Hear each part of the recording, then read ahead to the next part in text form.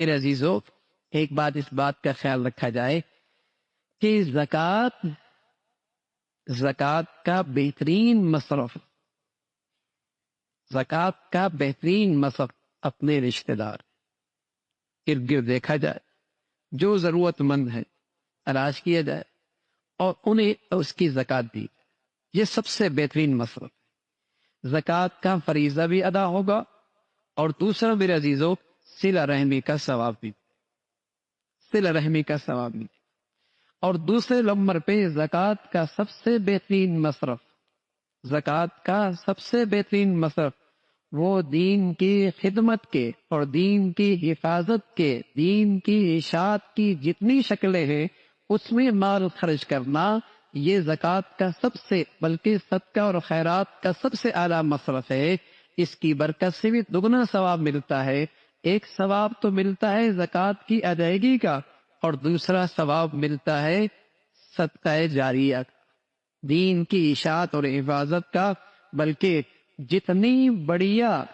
آپ کی زمین زرخیز ہوگی خرچ کرنے کی، جتنی زرخیز ہوگی آپ کے مال کے خرچ کرنے کی، اتنا اجر ملے گا۔ اور اللہ نے یوں فرمایا کہ ایک دانہ زمین پہ ڈالتے ہیں، زمین زرخیز ہوتی ہے تو وہ 7 بالیاں نکالتی ہے، اور ہر بالی سے 100 دانے نکلتے ہیں۔ ایک بالی سے 700 دانے نکلے، اللہ کے راستے میں جو خرچ کرتے ہیں ایک کے بدلے میں اللہ 700 دیتا ہے۔ لیکن فرمایا نا بس نہیں، واللہ یضاعف لمن یشاء، اگر وہ زمین زرخیز ہے جہاں آپ کا مال اور پیسہ لگا ہے، آپ نے تو مال لگا دیا زرخیز زمین پر، اور اس مال سے ایسا آدمی تیار ہوا جس نے سینکڑوں حافظ تیار کر دیے، جس نے سینکڑوں گھروں کے اندر قرآن کا نور پہنچا دیا، جس نے سینکڑوں دلوں کے اندر ایمان کی روشنی پیدا کر دی، جس مال سے سینکڑوں اسلام کے دائی اور خادم پیدا ہو گئے،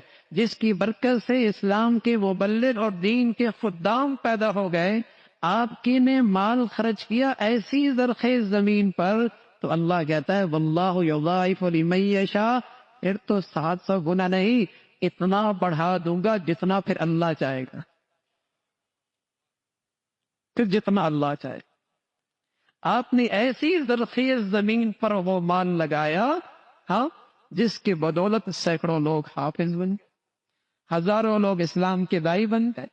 اور سینکڑوں گھروں کے اندر ایمان کی روشنی آ گئی۔ آپ کو تو اندازہ نہیں ہوا، لیکن ایسے لوگ آپ کے مال سے تیار ہو گئے جنہوں نے آپ کے لیے نیکیوں کا ایک ذخیرہ چھوڑا۔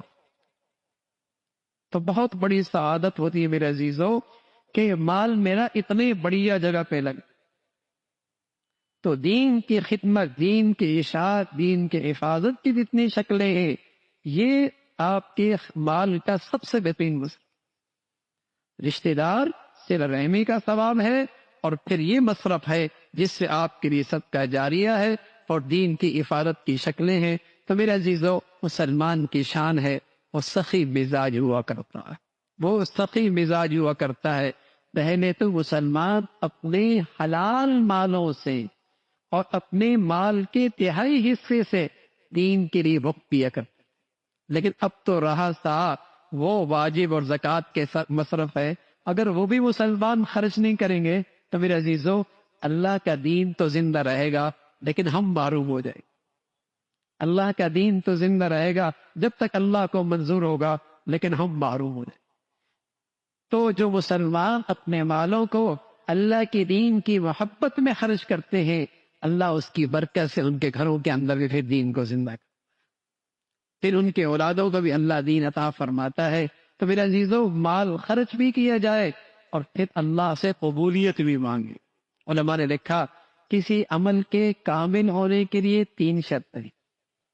ایک شرط تو یہ ہے کہ کتنی بھی بڑی نیکی کر لے، خیال کرے کہ بہت چھوٹی کی ہے، خیال کرے